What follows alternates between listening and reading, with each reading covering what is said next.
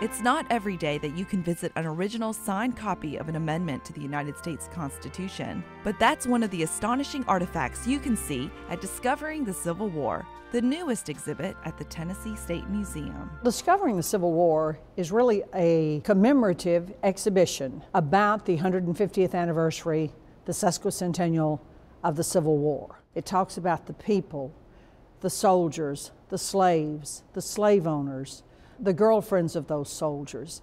Where most exhibits of this type, and there is a bit of this, talks about the generals and the battles and the dates, where this talks about the emotion of the war, why we fought this war, why this war was so pivotal at this time in America's history. The reason it's titled Discovering the Civil War, it's not a chronological treatment of the Civil War, it's different themes, some different aspects of the war that you might not be familiar with. When you stand in front of a letter that has been written by a slave, say, addressed to Mr. Lincoln, or when you look at a love letter from a sweetheart to her soldier that is off fighting the war, you feel a real intimate connection to a war that is very far away. Sometimes you'll find a young soldier's Bible with his thoughts in the margin of where he is that day and how much he misses his mother and how much he misses home cooking, or for that matter, any cooking at all. So it really shows the tragedy and the futility of war. The Civil War is often referred to as the first modern war. There were steamships on the 7 seas throughout the world that were bringing the war to all parts of the globe. There were, we would call them today, landmines. These were incredible innovations.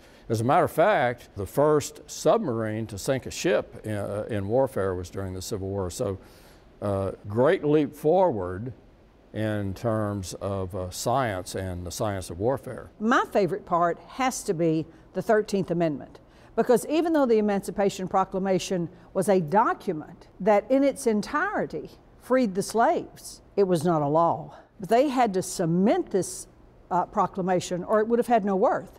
So without the 13th Amendment, and this is the original 13th Amendment with Abraham Lincoln's signature, so from my perspective, there are many small fragments of the exhibit that are spectacular, but quite honestly, the 13th Amendment is the meat and the teeth and the blood and the bone and the marrow of what this war was about, freeing the slaves. Discovering the Civil War at the Tennessee State Museum is free and open to the public through September 1st.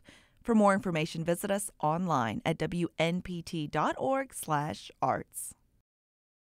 This NPT Arts Break is made possible by the generous support of the Ingram Charitable Fund.